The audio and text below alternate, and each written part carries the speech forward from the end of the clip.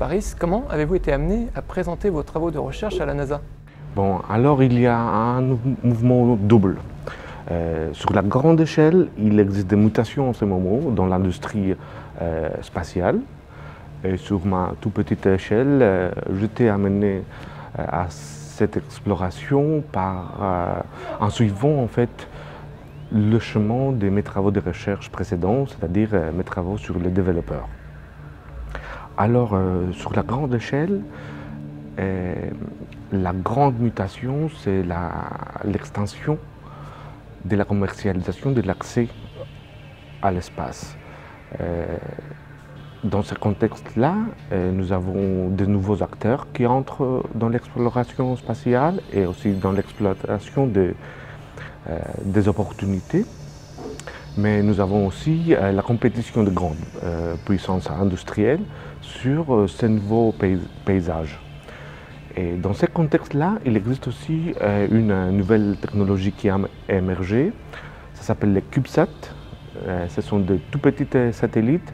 Et moi, particulièrement, je m'intéresse à ces petits satellites.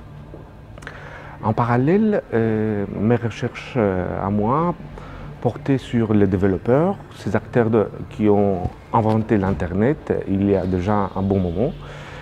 Et en poursuivant ces chemins de recherche, j'ai vu qu'il y en avait entre eux qui s'investissaient dans le développement des CubeSats, des tout petits satellites.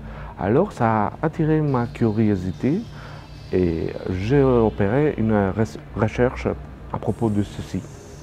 Alors, ce que je présentais à la NASA porte justement sur la conception des CubeSats et plus particulièrement sur le rapport entre le grand satellite et le tout petit satellite. C'est une collaboration que j'ai eue avec M. Massiakos et M. Kronas, qui eux avaient en effet développé UPSat, qui est un CubeSat, et nous avons ensemble modélisé le processus de conception de ces petits satellites. Est-ce que ce sont les mêmes technologies que celles utilisées chez SpaceX par exemple? Pas tout à fait. En fait, bien évidemment, ça fait partie du même mouvement. Et SpaceX est l'acteur principal dans ces démarches de commercialisation de l'accès à l'espace.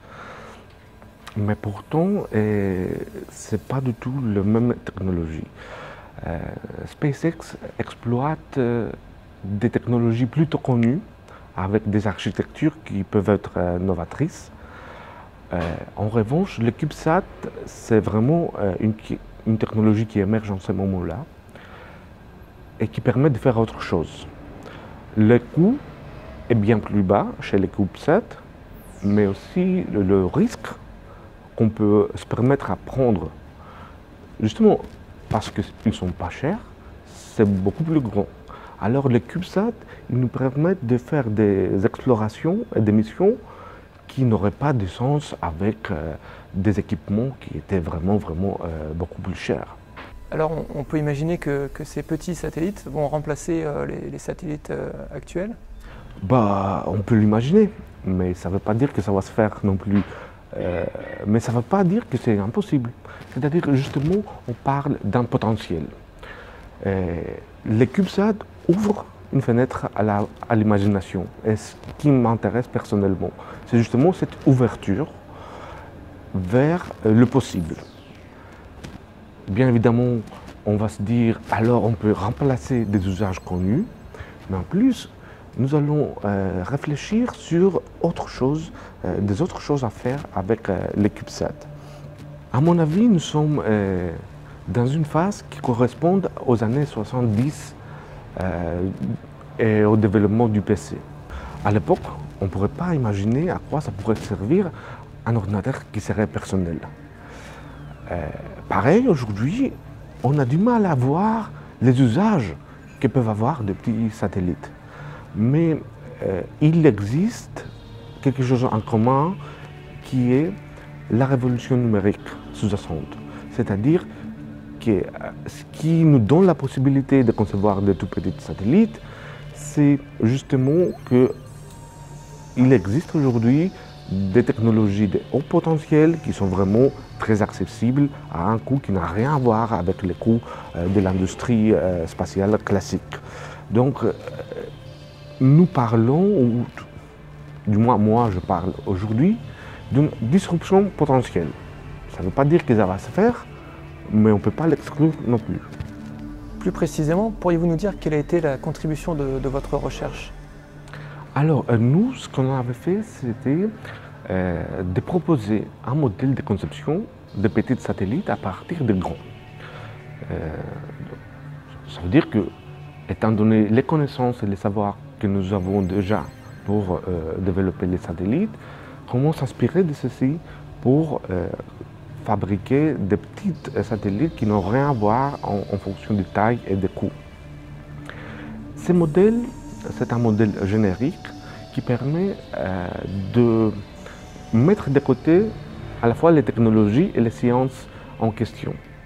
C'est-à-dire ça permet d'exprimer le processus de conception avec des mots qui sont plus ou moins communs. Ce que nous proposons, c'est un modèle qui permet de passer de la grande échelle à la petite échelle.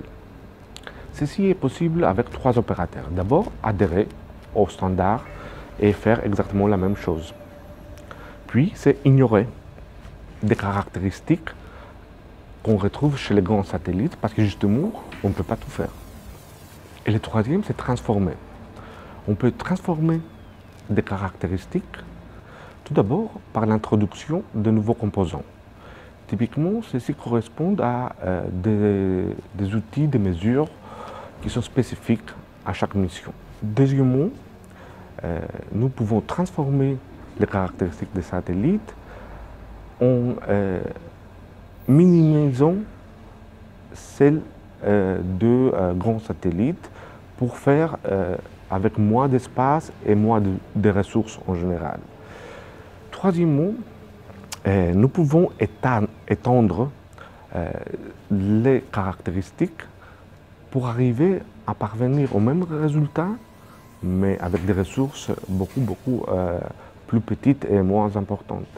Et finalement, on peut altérer quasiment les caractéristiques, c'est-à-dire faire tout à fait autre chose.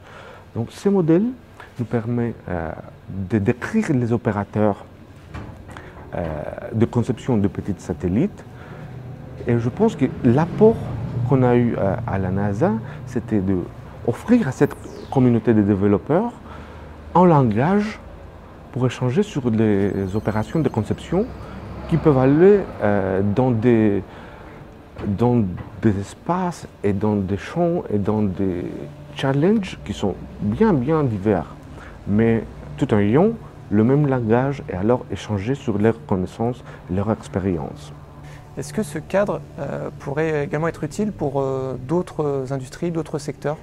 Justement, je pense qu'une utilité à d'autres industries peut être envisagée grâce au fait qu'il s'agit d'une conceptualisation générique, c'est-à-dire qui n'est pas particulière sur les satellites en tant que concept. Et en effet, ce que je disais tout à l'heure, c'est-à-dire la révolution numérique, le fait qu'aujourd'hui on a des équipements qui sont vraiment beaucoup moins chers mais assez performants, permet qu'il y a ce qu'on appelle la disruption potentielle dans un ensemble d'industries différentes. Alors, dans la mesure où on s'intéresse à miniaturiser des équipements, on peut s'inspirer du cadre en question pour mener ce travail de conception. Or, ceci n'est pas automatique. C'est-à-dire qu'il faut tout d'abord explorer une nouvelle technologie et progressivement rationaliser l'exploitation à partir des usages qu'on a découverts entre-temps. Alors il y a un double mouvement encore entre l'exploration et l'exploitation de nouvelles technologies. Et je pense que ce cadre peut aider les développeurs à mieux organiser ces processus de disruption dans d'autres secteurs industriels aussi. Très bien, merci beaucoup Paris Chrysos. À bientôt. À bientôt.